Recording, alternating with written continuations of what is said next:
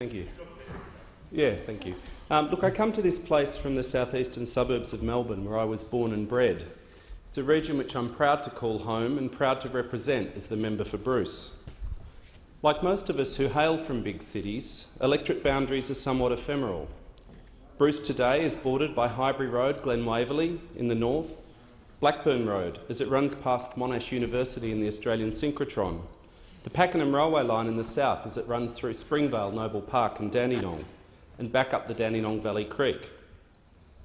For thousands of years, these have been the traditional lands of the people of the Kulin Nation, the Bunurong and the Wurundjeri people. And with that in mind, I pay my respects to their elders, past and present, as well as to the traditional owners of the land of this place, the Ngunnawal people, and to the elders of other communities who may be here today.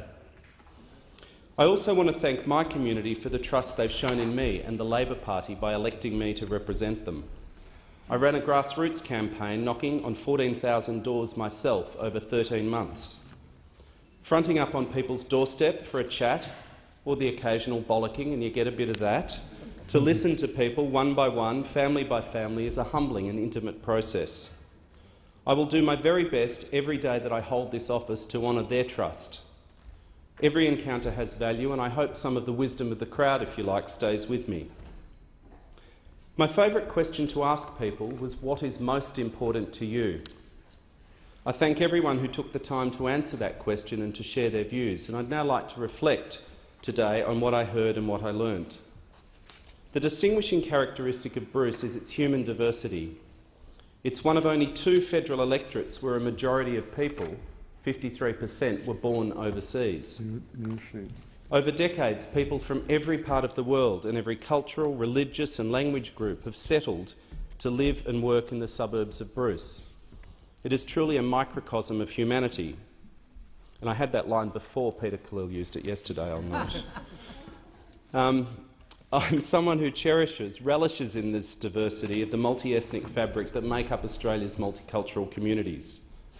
Unfortunately, there are too many people in this 45th Parliament who tap into and take advantage of the fear of diversity. The politics they play is both devious and dangerous. It's devious because it taps into genuine community concerns such as economic exclusion and uncertainty. And it is dangerous because it trades on the basest of human instincts to fear the other and scapegoat people not like me. This is surely the lowest form of politics and the antithesis of good leadership, and it's a path that I know all of my Labor colleagues reject. I must say that the aftermath of the federal election reminded me of the time I spent as Mayor of the city of Port Phillip, a large and diverse inner-city municipality from 2000 to 2002. This was at the tail end of the first phase of One Nation. Back then, community leaders spoke up against bigotry. Right now, we need to continue to call out this behaviour because it's morally wrong and because demonising and marginalising people sells out and damages Australia's security and prosperity. To paraphrase my friend Councillor Meng Heng Tak, who's the Mayor of the city of Greater Dandenong, Bruce today is Australia tomorrow. Just think about those words. Australia is a diverse nation. And the reality is that even greater diversity will be there in the years to come. We can get a sense now of what this could mean from communities like Bruce. Mr Speaker, Deputy Speaker, we all want to believe that Australia's best years are in front of us, and I wish I could say that I'm certain that they are. They can be if we make the right choices. But if we don't, if we fail, then we will be the first generation to bequeath a lower standard of living to our children as well as a less equal society, and that would be a disgrace. Current indicators are worrying. Despite 25 years of continuous economic growth, inequality in Australia is at a 75-year high, and the transfer of wealth from the poor and the middle classes to the rich continues. More than 2.5 million of our fellow Australians live below the poverty line, unable to fulfil their human potential or contribute meaningfully and fully to our economy, our society and our community. Now, I've listened to a few first speeches and I've heard other people say those things, and these facts are known, but they must not be accepted as our new reality. And I worry that the language of social justice has become too soft. that we must speak more clearly about poverty and stark, indefensible and growing inequality. In my electorate of Bruce, I see pockets of growing affluence right alongside entrenched unemployment. Young people, migrants and older workers are especially at risk. Thousands more job losses in the auto supply chain loom across southeast Melbourne, which are a direct result of the laissez-faire extremism of this government. In some areas we're at crisis levels already. For example, the unemployment rate in Dandenong is consistently more than twice the metropolitan average, or the youth unemployment rate in southeast Melbourne is pushing 20%. And there are anecdotal reports of unemployment amongst African youths far higher than this. The social and economic costs are immense, not just direct expenses, but lost productivity, foregone growth and genuine community safety concerns when alienation turns to anger. I'm proud to be a member of a Labor Party that fights policies that fuel inequality, such as the largesse of massive company tax cuts and personal tax cuts skewed to the top end, the current negative gearing and capital gains tax arrangements, a tax on penalty rates for low-income workers, cutting pensions, family payments or attacking public education and Medicare. Mr Speaker, I could go on. I'm conscious, though, of the community's frustration with negativity and the lack of cooperation between parties, and you certainly picked that up door-knocking. Too often this century, parliaments and parties have failed to reach enduring agreement in important areas of policy where stability is most needed. For example, climate change and carbon pricing, retirement incomes and the taxing of resources. I'm up for doing my bit to listen, learn and find common ground with other views in this place. As long as we stay true to our core values, there's no shame in difficult compromise if it solves our shared problems. Finding common ground to solve problems is what the people we represent expect of us, and we sell them out when we avoid it. Now, I've listened to a few of the first speeches of new members opposite, and I've noticed a theme about Australia's now precarious fiscal outlook. And if anyone opposite is listening, they're probably on the television, if anyone opposite is listening, I'll say this in response. I agree that sustainable budget reform is a pressing challenge for this parliament and Australia needs to act. Imagine then how great it would be if this government could cut a deal that included serious structural reform where the top 10% contribute rather than consistently asking and picking on and taking from those who have the least. Because there can be no grand bargain with us to protect the wealthy and vested interests from the burden of budget repair. Let me take you back to the streets of Bruce. I mentioned that when door knocking, my favourite question to ask people was what's most important to you. And given the exceptional diversity in Bruce, you might think that there was no one issue that stood out, but you would be wrong.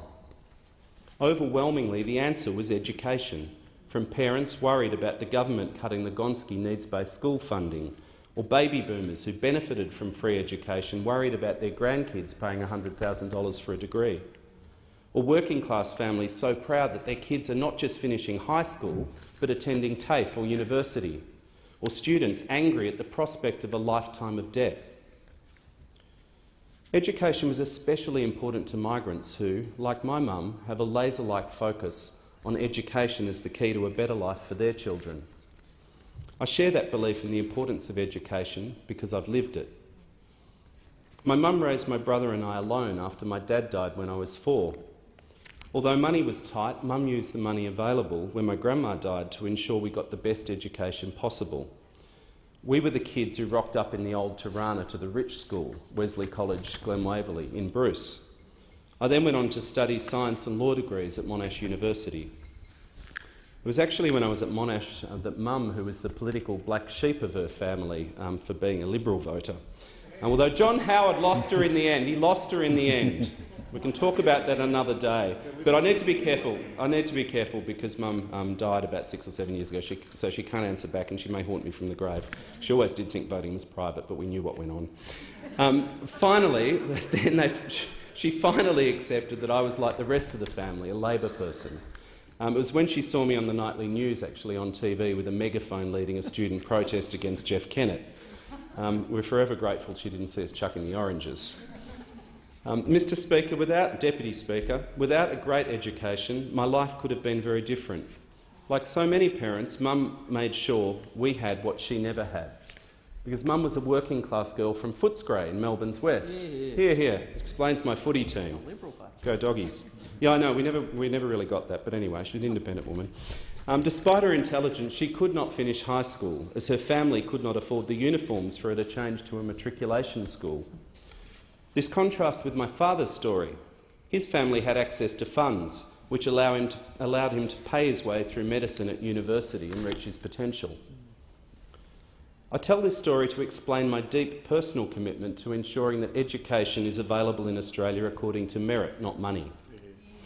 Education is the most important protection we have for equality of opportunity, and it's also a critical enabler of our economic future prosperity. I learnt this in my professional career as a senior public servant in the Victorian government, most recently in economic development, including international education, investment and trade. Over 14 years, I also worked in regional development, business engagement, Aboriginal affairs, metropolitan planning and infrastructure.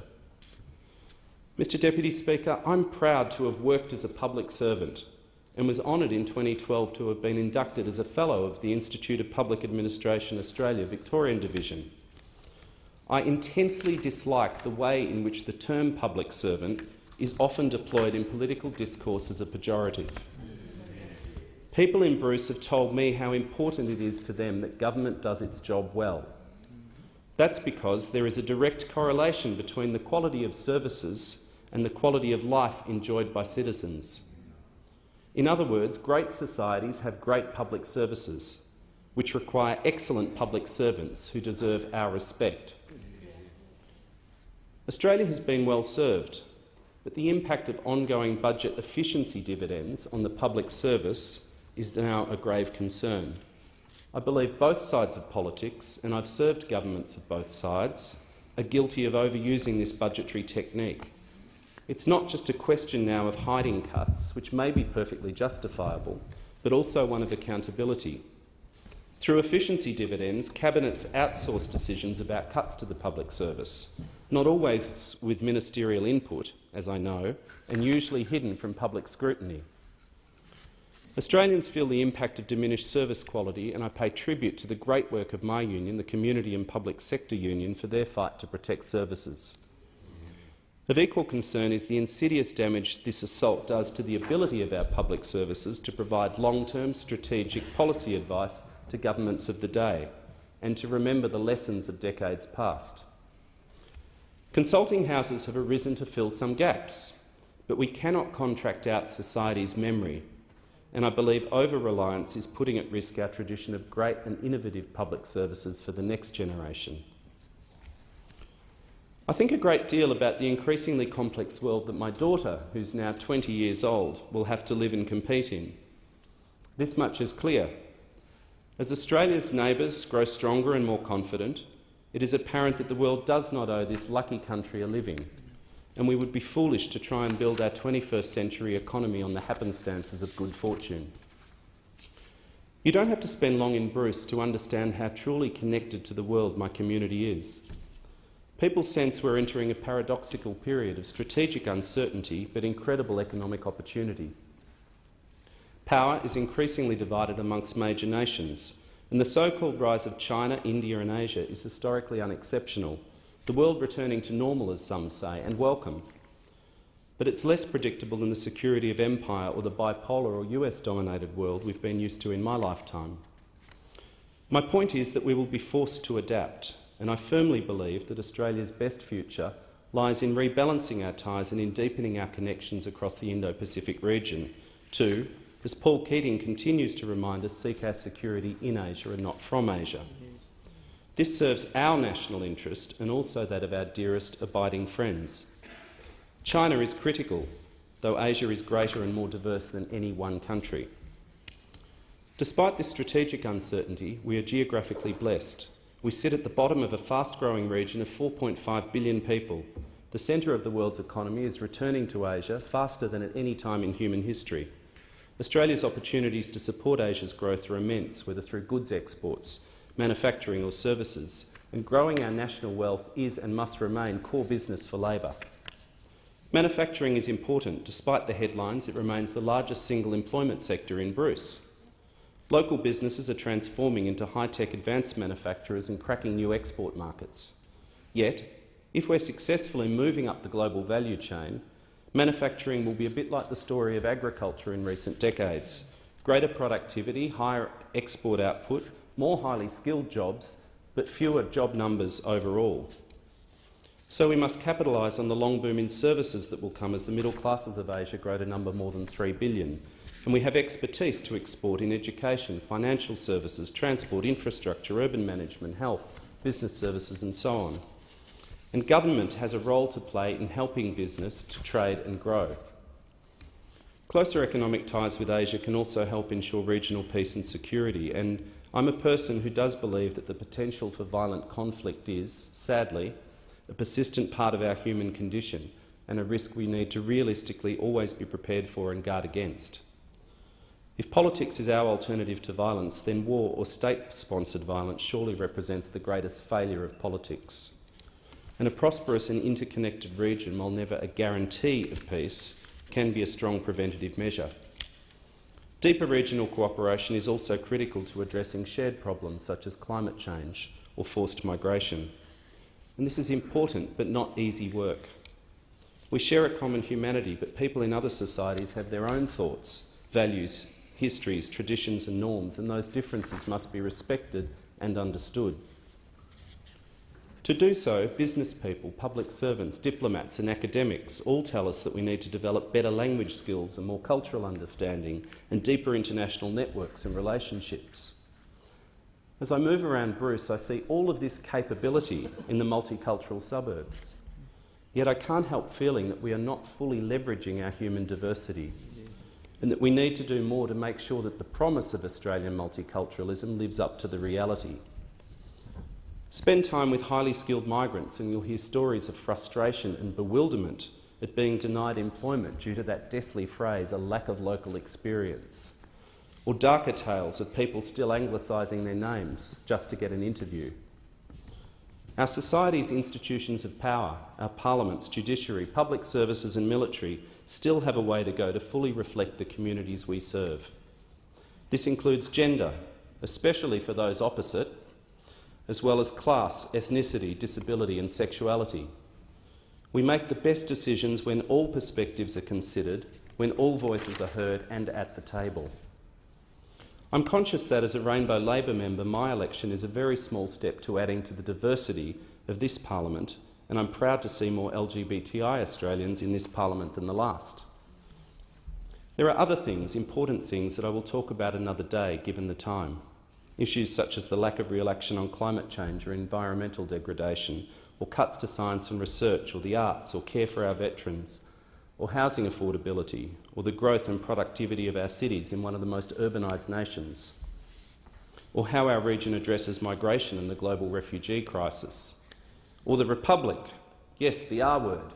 I'm a proud and passionate Republican. Monarchies are by definition undemocratic, illiberal and non-egalitarian systems of government, and these are not Australian values.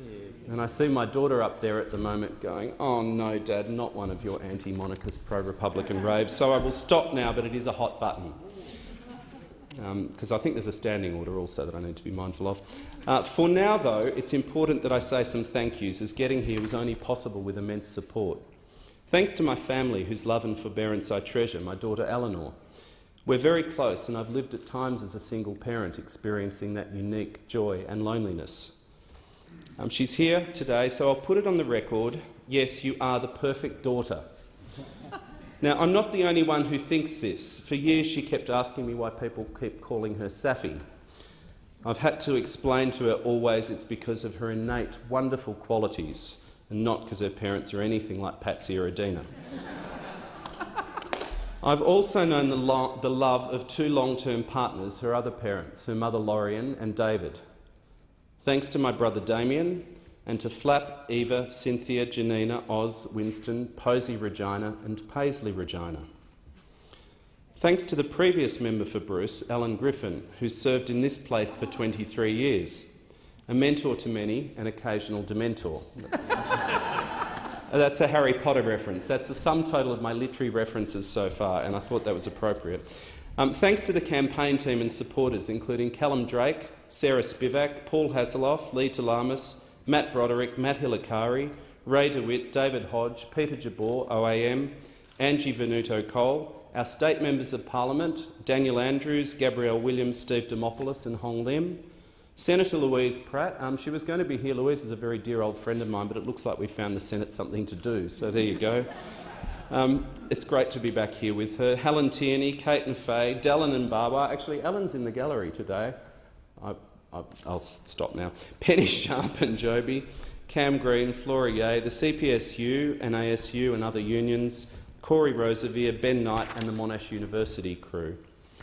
Thanks to the ALP branch members who time and time again perform impossible feats, as well as hundreds of community members from across Bruce who campaigned tirelessly for over 12 months, giving voice to their values. Thank you also to my colleagues here, especially Bill Shorten for such strong, effective leadership through the last term, seeing off 1 p.m. and through the campaign. To my old friend Tanya Plibisek. We were staffers together last century when we were young. I think it's AA Milne, isn't it? When we were young, and we used to leave on Wednesdays and sip chamomile tea together. And to Elbow, I remember 1996 when you arrived and the fun faction began, and I'm back. And to the class of 2016 and all the rest who I'm getting to know, I said to Tanya yesterday actually as we were walking out the chamber, and we were both feeling quite emotional after some incredible first speeches, and I said that my overriding reflection was that if diversity counts for anything, and if values count for anything, and if knowing who we are here to represent counts for anything, then we have the makings of a truly great Labor government, should we be successful and given that honour by the Australian people at the next election. And, Mr Deputy Speaker, I'll close by saying that if I'm fortunate enough to follow previous members for Bruce with a reasonable stint in this place, however I may choose to undertake my responsibilities, I'd hope for two things when I look back. Firstly, that my time here would rank well against the two types of people that Alan Griffin observed were called to serve in this place. Politicians who work with their party to seek power to effect change, see justice done and progress made, and also parliamentarians here for service, to take responsibility, to represent others, and most especially giving voice to those without any. And finally, that I could be proud of my contribution, that I had the courage to change my view in light of new evidence or circumstances, that I was not still or silent when it mattered, and that I could not have worked harder. Thank you.